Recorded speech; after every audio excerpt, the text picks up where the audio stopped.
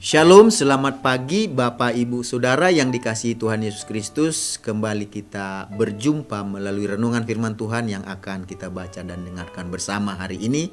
Kasih daripada Tuhan yaitu damai sejahtera Allah yang melampaui segala akal, itulah yang senantiasa memenuhi hati dan pikiran kita di dalam Tuhan Yesus Kristus. Mari kita satukan hati untuk berdoa sebelum kita mendengarkan renungan firman Tuhan hari ini. Tuhan Yesus, tidak henti-hentinya hati kami dipenuhi dengan rasa syukur dan terima kasih buat nafas yang Tuhan berikan, kehidupan dan hari yang Tuhan berikan kepada kami. Sebelum kami menjalaninya, berkati dan urapi firman-Mu sehingga menjadi terang yang menerangi langkah hidup kami. Dalam nama Tuhan Yesus kami berdoa. Haleluya, amin. Firman Tuhan yang akan kita baca dan dengarkan hari ini tertulis dalam 1 Tesalonika pasal yang kelima ayat 17-18. Demikian firman Tuhan, tetaplah berdoa, mengucap syukurlah dalam segala hal, sebab itulah yang dikehendaki Allah di dalam Kristus Yesus bagi kamu. Dari ayat-ayat yang kita baca dan dengarkan hari ini, kita akan berbicara tentang berdoa adalah kebutuhan, bukan kewajiban. Mengapa berdoa adalah kebutuhan, bukan kewajiban? Kita tahu bahwa orang Kristen memang harus berdoa, tapi doa bukanlah kewajiban. Mengapa? Karena ada saat-saat tertentu di mana kita tidak ingin berdoa, bahkan tidak mau berdoa. Misalnya pada saat kita sedang marah, malas, atau sedang lelah. Dalam kondisi demikian, apakah kita masih memiliki hati untuk berdoa? Jika pada saat seperti ini kita memaksa diri berdoa hanya karena doa adalah kewajiban sebagai orang percaya, sebagai orang Kristen, maka hal ini tidak akan berkenan di hati Tuhan. Karena kita datang kepadanya dengan terpaksa. Tuhan menghendaki kita berdoa kepadanya dengan tulus ikhlas. Jika ada doa, jika doa adalah kewajiban, maka itu akan menjadi sebuah beban berat bagi kita. Bahkan beban itu akan semakin berat kalau hasil doa tidak seperti yang diharapkan. Oleh sebab itu, berdoa harus menjadi kebutuhan hidup kita.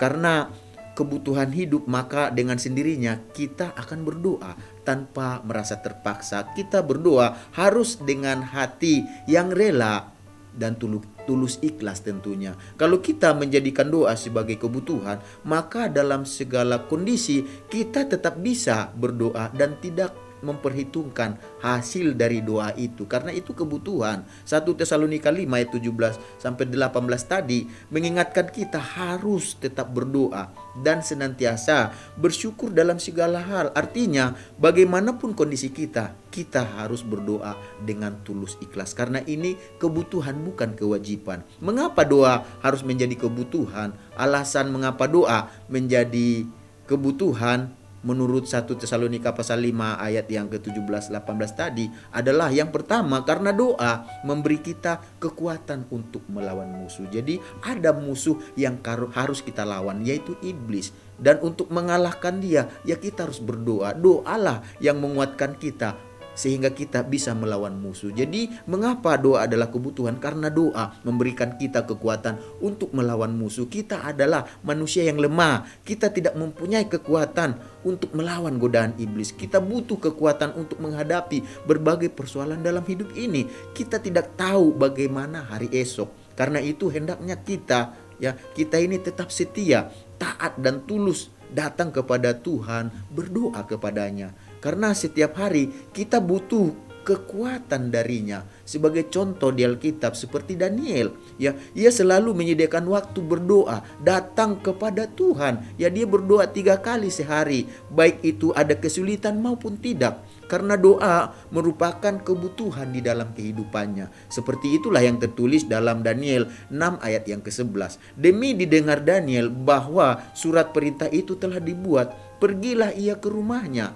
Dalam kamar atasnya ada tingkap-tingkap yang terbuka ke arah Yerusalem. 3 kali sehari ia berlutut, berdoa, serta memuji Allahnya seperti yang biasa dilakukannya. Jadi bagi Daniel, doa itu suatu kebutuhan ya, bukan kewajiban. Karena kewajiban membuat seseorang terpaksa, tetapi kebutuhan itu kita dengan sukacita melakukannya. Ya, dan itu alasan pertama mengapa kita jadikan doa itu sebagai kebutuhan, karena doa memberikan kita kekuatan untuk melawan musuh. Yang kedua alasannya karena doa memberi kita ketenangan dan kedamaian. Itulah alasan kita mengapa doa itu kebutuhan, karena dia memberikan kita ketenangan dan kedamaian.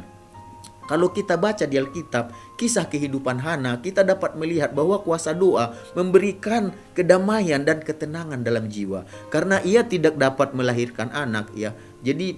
Jadi Penina sering menyakiti hatinya sehingga membuat Hana sangat gusar dan sedih. Tapi dia datang ke Silo untuk menyembah Tuhan dan berdoa. Hana tahu ia harus mencari dan memohon pertolongan Tuhan melalui doa. Dengan hati yang tulus ia berdoa, mencurahkan isi hatinya di hadapan Tuhan, dan doa memberikan dia kedamaian. Ya, karena itu sekembalinya ia dari Silo, mukanya tidak sedih lagi seperti yang tertulis dalam 1 Samuel pasal 1 ayat 18. Sesudah itu berkatalah perempuan itu, biarlah hambamu ini mendapat belas kasihan daripadamu. Lalu keluarlah perempuan itu, ia mau makan dan mukanya tidak muram lagi. Jadi mukanya tidak muram lagi, artinya doa memberikan dia kedamaian dan ketenangan dalam jiwanya. Dan itu alasan mengapa doa adalah kebutuhan bagi kita. Dan alasan ketiga mengapa doa menjadi kebutuhan, karena doa dapat menggenapi rencana Tuhan melalui kehidupan kita. Jadi hidup yang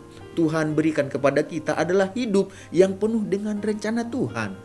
Tuhan mau memakai kita, karena itu dalam segala keadaan kita harus berdoa supaya rencana Tuhan terjadi dalam kehidupan kita melalui doa. Jika kita baca dalam Kisah Para Rasul pasal 16 ayat 25 sampai 31, di sana kita lihat kisah Paulus di dalam penjara. Kita dapat melihat walaupun Paulus dan Silas berada di dalam penjara, tapi Paulus tetap bisa menulis surat yang berisi nasihat, yang berisi sesuatu yang menguatkan, dan pengajaran-pengajaran yang luar biasa. Padahal dia di dalam penjara. Di dalam penjara dia berdoa dan memuji Tuhan. Akibatnya terjadi gempa bumi.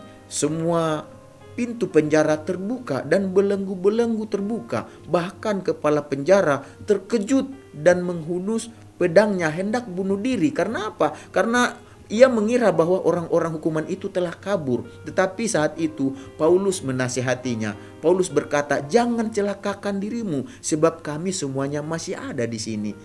Lalu kepala penjara itu berkata kepada Paulus, apa yang harus aku perbuat supaya aku selamat? Jawab Paulus, percayalah kepada Tuhan Yesus Kristus dan engkau akan selamat, engkau dan seisi rumahmu. Jadi dari kejadian ini kita melihat Tuhan memakai Paulus untuk menggenapi rencananya. Hanya doa yang bisa membuat Paulus melakukan semuanya ini. Jadi bagi Paulus doa adalah kebutuhan. Dan bagi kita, apakah doa adalah kebutuhan atau kewajiban? Tuhan mengajar kita hari ini supaya kita jadikan doa sebagai kebutuhan, bukan kewajiban. Jadi mari kita belajar untuk menjadikan doa sebagai suatu kebutuhan, karena doa adalah nafas kerohanian kita. Doa harus menjadi bagian yang tidak terpisahkan dari kehidupan kita. Firman Tuhan menasihatkan kita untuk tetap berdoa dan senantiasa bersyukur kepadanya. Karena itu kita harus datang kepadanya dengan sukacita, dengan ikhlas.